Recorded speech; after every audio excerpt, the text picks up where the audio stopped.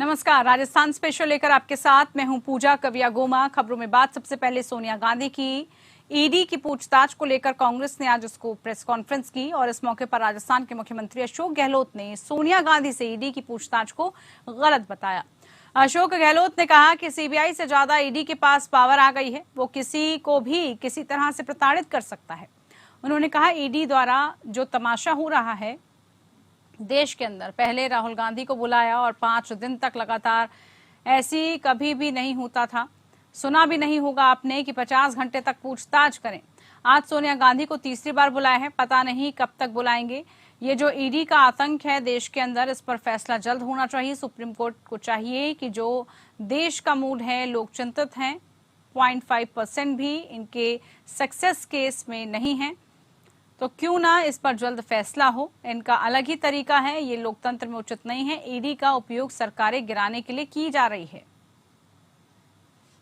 सोनिया जी को बुलाया है और आज तीसरी दिन है, तीसरी बार है और पता नहीं वो कब तक बुलाए हैं। तो ये जो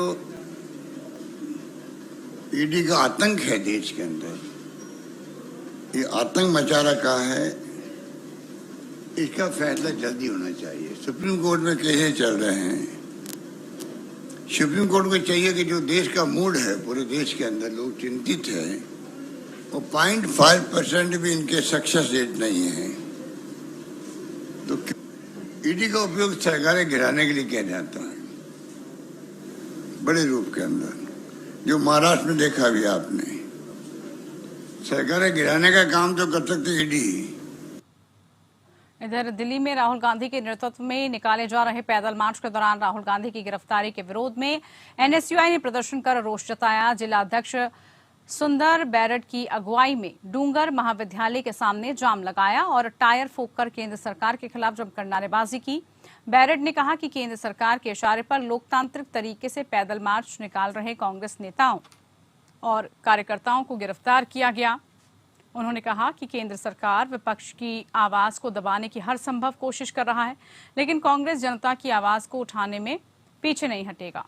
जिस तरह केंद्र सरकार जांच एजेंसियों के दम पर विपक्ष को डरा रही है, कांग्रेस उसका डटकर मुकाबला करेगी और भाजपा की तानाशाहपूर्ण नीति के विरोध करने पर सड़कों पर उतरेगी।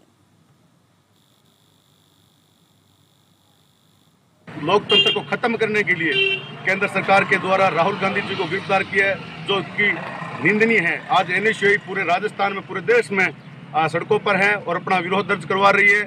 केंद्र सरकार अपने जो वादे हैं उनको तो भूल रही है और आज जो विपक्ष के नेता है जो उनके खिलाफ आवाज उठा रहे हैं, उनके घर पर ईडी के द्वारा छापे मरवाए जा रहे हैं और जो सरकारी मशीन है उसका दुरुपयोग किया जा रहा है। इसके खिलाफ आज जो राहुल गांधी जी अपनी आवाज उठा रहे थे उनको गिरफ्तार करना, एनएसयूआई उसके विरोध में आज केंद्र सरकार के खिलाफ डूंगर महाविद्यालय के आगे हाईवे जाम करके अपना विरोध दर्ज करवाया है। तो वहीं अलवर में केश काटने की घटना को लेकर झालावाड़ में सिख समाज के लोगों ने विरोध प्रदर्शन किया और दोषियों के खिलाफ कार्रवाई की मांग की। प्रदर्शन के दौरान सिख समाज ने कहा कि इस घटना से समाज की धार्मिक भावनाओं को ठेस पहुंची है। इस मौके पर सिख समाज ने गुरुबख्श सिंह के केश कत्ल के आरोपियों को 26 जुलाई तक गिरफ्तार नहीं करने पर राज्यव्यापी आंदोलन करने की चेतावनी दी है। इसके साथ ही सिख समाज ने पुलिस पर कृपाण और पगड़ी पहनकर परीक्षा देने वाले अभ्यर्थियों को परेशान करने का आरोप भी लगाया। सिख समाज के मुताबिक भारतीय संविधान के अनुच्छेद 25 में सिखों को कृपाण पहनने का अधिकार दिया गया है। तारीख को अलवर जिले के रामगढ़ में एक घटना घटित होती है जिसमें हमारे सिख भाई के केश काट दिए जाते हैं। हमारे सिखों में सबसे बड़ी आस्था केशों को लेकर की जाती है।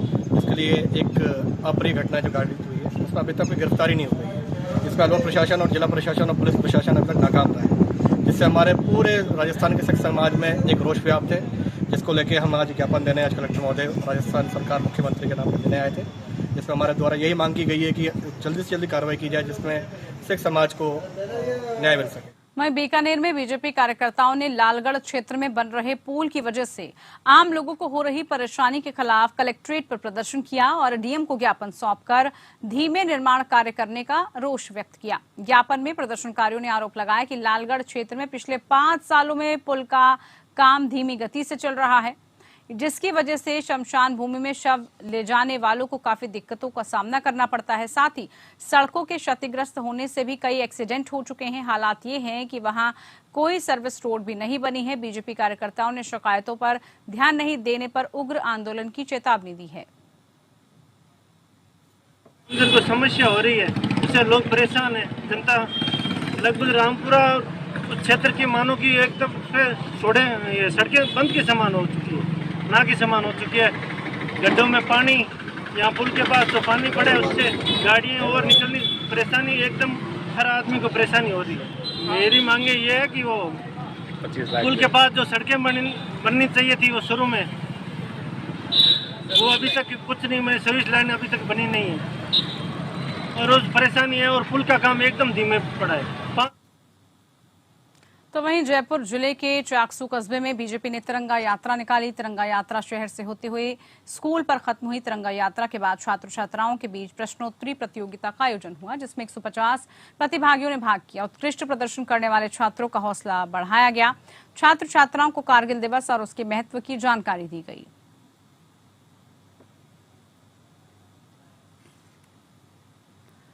इधर शिवदासपुरा थाना पुलिस ने विधायक ओम प्रकाश हडला के भाई हरिओम मीणा समेत एक युवक को परीक्षा में फर्जीवाड़ा कराते हुए गिरफ्तार किया।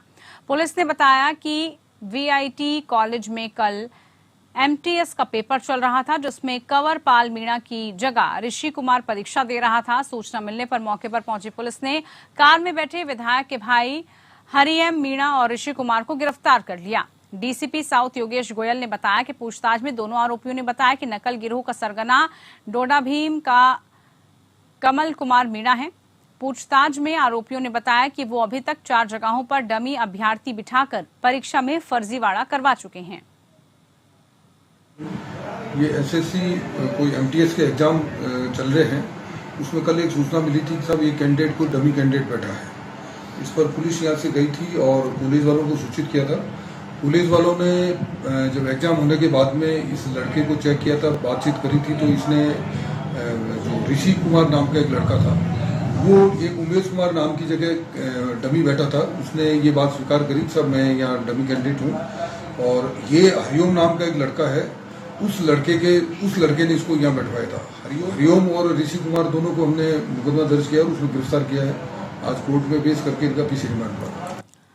वहीं चूरू जिला कारागृह में पॉक्सको एक्ट के आरोप में बंद युवक ने सोमवार रात को फांसी लगाकर आत्महत्या करने के मामले में अब नया मोड़ आया है। मृतक के पिता ने थाने में पुलिसकर्मी समेत कई लोगों पर गंभीर आरोप लगाते हुए मृतक के साथ जेल में मारपीट करने का आरोप लगाया।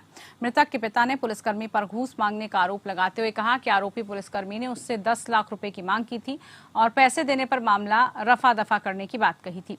परिवार वालों का आरोप है कि मृतक छगनलाल जब भी फोन करता था तो पुलिसकर्मियों पर मारपीट करने के साथ ही अपनी जान का खतरा बताता था। मृतक के पिता ने आरोप लगाया कि उसके पुत्र की कांस्टेबल के चाचा, ताऊ और अन्य ने जेल अधिकारी, प्रभारी और जेल में बंद कैदियों से साठगांठ करके हत्या करवा दी। वालों ने की होगी, उन्होंने पहले ही कहा था कि आप जमानत करा के क्या करोगे, लड़का यदि बाहर निकल गया तो भी नहीं छोड़ेंगे, हमारे लड़के उसको मार देंगे, क्या करोगे आप बाहर निकलवा के, उसको अंदर ही पड़ा रहने दो। रिक्वेस्ट की कम से कम 10 बार बालेरी उसके ननियाल में, कभी उसके लड़की के बड़े मामा से, कभी छोटे मामा से, कभी उससे बड़े मामा से, कभी नाना जी से मिल के आए। उनका यही कहना था कि आप बाहर निकलवा लेंगे तो क्या है, हम उसको वापस दिलवा देंगे या हमारे लड़के उसको मार देंगे। चलिए, राजस्थान स्पेशल में वक्त है ब्रेक का, जल्द हाजिर होंगे।